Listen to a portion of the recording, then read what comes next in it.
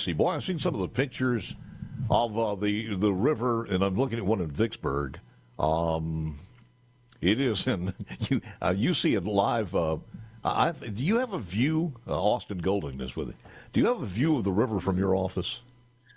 Well, I'd be happy to show you, Paul. Here, can you see my camera here? Yes. Yeah, turn it around there to see.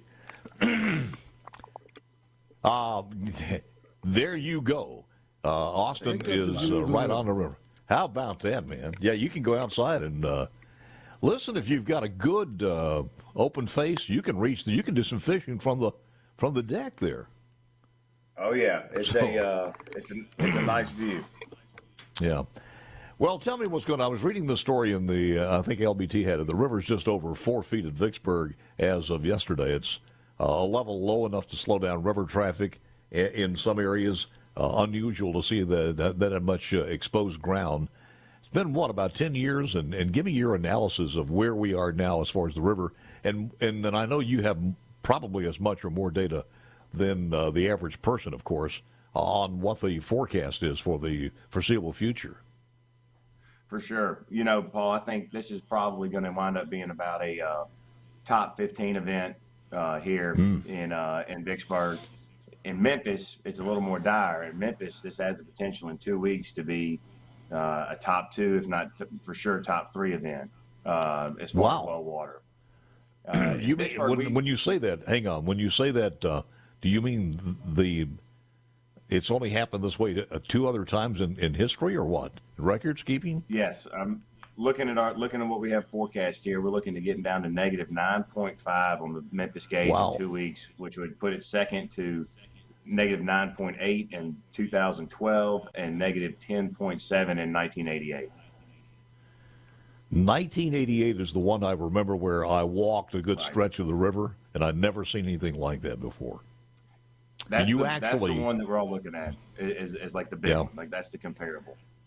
We walked out just sand dunes, and then you couldn't even see the river because it was in the channel itself, and then you'd go over a little bit of a rise of sand, and did not have any idea. But there were a couple of people killed, and I'll caution people if this happens again. And I don't know if you remember this. Well, 1988, you probably don't, but there were a couple of people, I think, in the Natchez area that went out to view the river, do some sightseeing, as I did. And they got too close to where some of the sand gave way to underground swirls, and it was their weight combined with that, and they were sucked in. And that happened, I think, more than once back in 1988. So, again, do be careful if you go out to do some sightseeing. Oh, for sure. That was a big no-no, especially growing up here in Vicksburg. Yeah. If my parents found out we were playing on the sandbar, that was going to be a bad week the next week. Yeah. Well, explain it why. Well, right now you have a lot of this sand that's exposed, that's been underwater for a long time, and if it drops beneath the sandbar like you're talking about, it can actually erode underneath the sandbar. Yes. Like it is at the beach. Whenever you dig a hole at the beach, it starts to collapse in on itself, and kind of the river claims all. If it touches it, it wants to bring it down river with it. So if you're near the edge, it may be pretty, but it's not a very safe place to be. And if you've ever had any dreams, nightmares about quicksand, this is not the way you want to go. No, this is not a pleasant way to go. What will this mean, Austin, to Golding Barge about as far as supply chain? What happens now? So universally, regardless of how which cargo you're moving, right now we are light loading barges across the industry. If you take a few feet off a barge, you're taking a few tons off of the tow. We're also cutting down on the number of barges we can bring southbound that are loaded. Right now, the equivalent, to kind of think about it in everyday terms, like we used to can move with 4 barges, now it's going to take 5.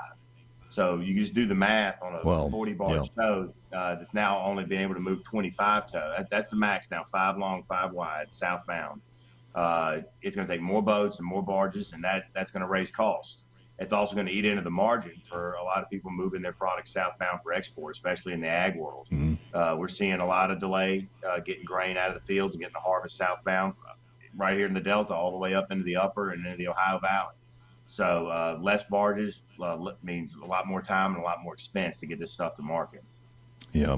As a matter of fact, we've heard from a couple of people on the C Spire text line this morning We were talking about the good weather and no rain, maybe a slight chance of rain in the forecast tomorrow.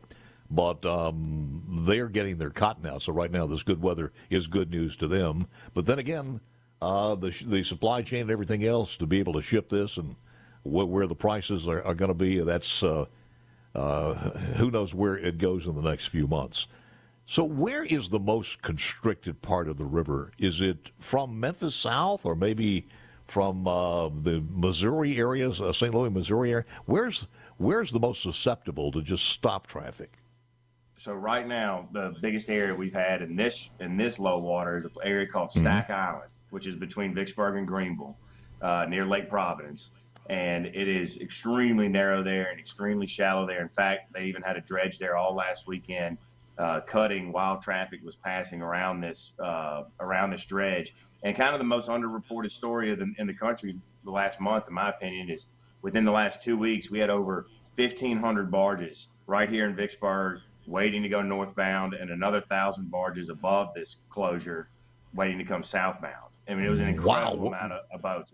In fact, right here in Vicksburg, they were worried some of these boats were going to run out of groceries and fresh water. They had been standing by here for so long. So they got that solved, but it was a massive delay.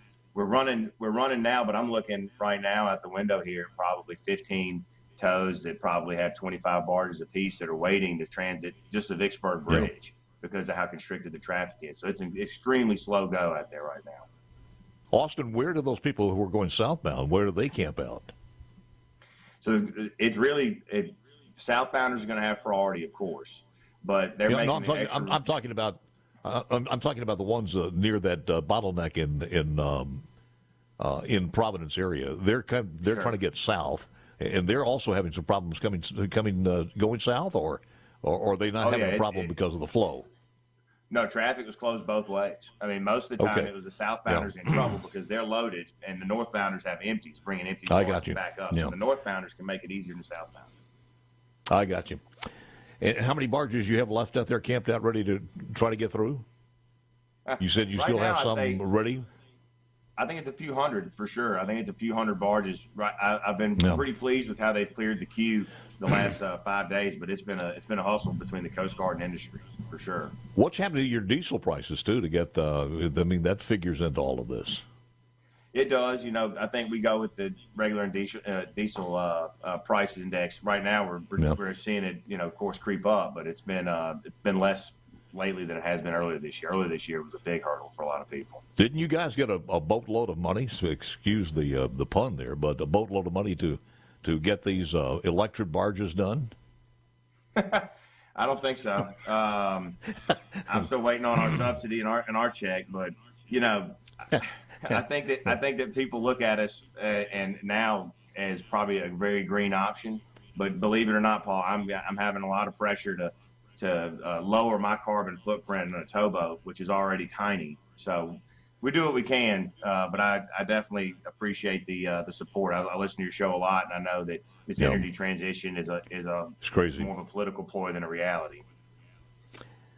So if this goes on for, I'm not sure what your forecasts are calling for. I mean, this is probably going to be a long-term situation because usually you don't get the flooding until the spring from the snow melt off and things such as that. I'll ask you that when we come back.